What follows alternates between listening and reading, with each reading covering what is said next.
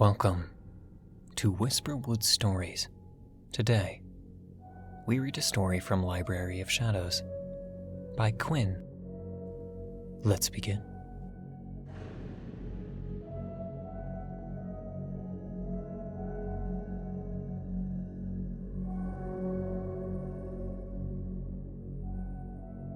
The Parasite. The last action I ever took of my own volition was to claw at my own ear, screaming in panic and agony.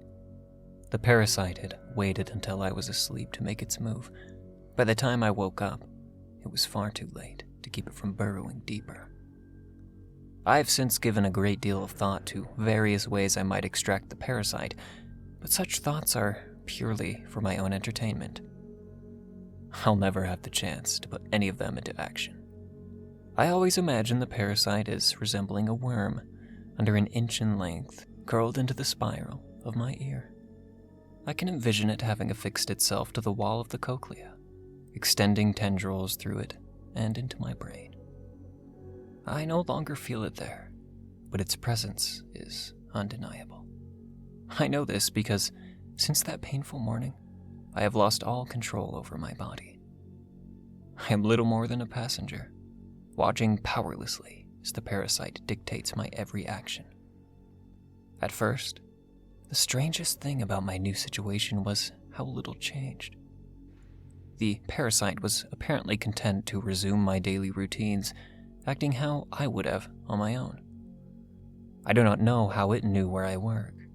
Perhaps its grip on my mind extended to accessing my memories. I can suppose that this strangely banal few weeks were camouflage. If I began to behave erratically, someone might have noticed that something was amiss. I don't think it necessarily needed to worry about this, to be honest. I live alone and have few friends, so I don't know who would have noticed any changes in my behavior and cared enough to take action. Maybe this is why it chose me as its host. The variations from my own routine began in small ways. The first incident I noticed was a trip to the hardware store, where it bought a tape measure. Little trips like this became increasingly common over the second month of my possession.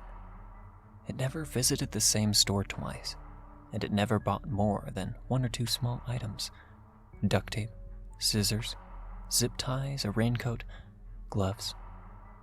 I could only speculate on the purpose of these purchases, but without having to take part in any part of my own life, I had plenty of time to speculate. One of my darker theories was proven correct when it murdered someone. He was one of my co-workers at the pharmacy. Although we had barely ever spoken, he was perfectly talkative, always chattering away with the others about conspiracy theories and his own inane ideas about philosophy and the afterlife.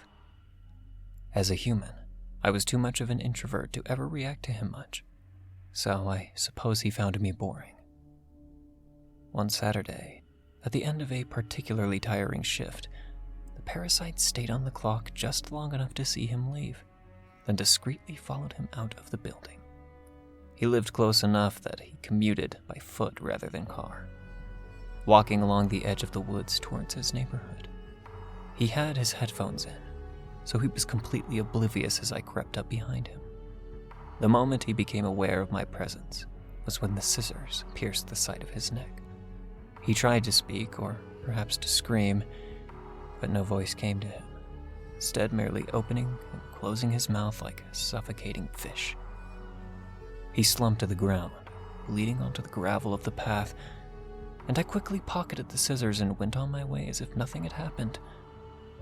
Nobody had seen it happen. At first, I was struck by how easy it was to kill someone. I always imagined that murdering someone would be a long, messy affair, with the victim flailing and screaming and fighting back. The way my coworker died, it was about as dramatic of a confrontation as unscrewing a light bulb. One moment he was a man, the next he was meat. Is it always like that, or is the parasite simply an expert at killing? Never having taken a life of my own volition, I couldn't say. The parasite's actions and intentions were, and still are, completely opaque to me. When I returned to work the next day, I was sure that there would be a cloud of fear, paranoia suffocating the workplace. But everything was the same. Nobody had reported the murder. The only thing out of place was that there was a little less monotonous chatter during my breaks. It was one of the more pleasant days I've had at work. The second person the parasite killed was an old lady who lived in my apartment complex. I can't say she deserved to be murdered, although she did have a habit of leaving long, hostile notes on my door whenever I made even the slightest noise after sunset. Getting into her apartment was a simple affair. I simply knocked on her door, and when she started to crack it open, I shoved it forcefully, knocking her over in the process. A little duct tape over the mouth kept her from raising a fuss, and with that, there was nothing to prevent the parasite from its bloody work. I'll spare you the description of the torment the parasite subjected her to, although I confess I was impressed with its sadistic creativity. But the end result was the same as with its first victim. The person became a thing, and the world was none the wiser as to the identity of her killer. As a helpless spectator, in what I was beginning to think as the parasite's body more than my own, I found myself looking forward to the killings. My ordinary life was so achingly dull, even when I was in control of it, so having to watch someone else go through the motions was almost unbearable. The murders, however, gave me something to look forward to. Who was it planning to kill next? What was its plan for evading detection? I had a front row seat to a series of murder mysteries that the world seemed powerless to solve. I alone knew the horrible secret of their alien perpetrator. The best part of the whole affair was that it never seemed interested in killing anyone I liked. Each time I took a life, it was someone who would scarcely be missed, and my own life became a little bit more comfortable. Taking the train home, I can hardly hear myself think. A homeless man set up a keyboard in the middle of the car, playing discordant tunes and hollering about Jesus and harassing everyone around him for money.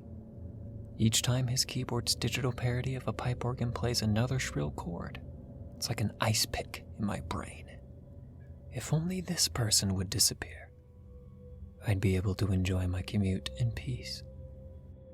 Yes, that's perfect. I think this will be the parasite's next victim.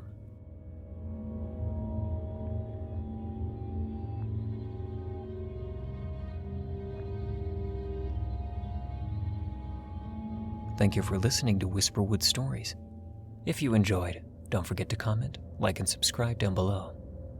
Do you have a story that you'd like me to read here? Consider commenting or sending it to whisperwoodsubmissions@gmail.com. The story in this video was read with the author's permission. Thank you again for listening, and be sure to check out the original Reddit post. Don't let the shadows get too close.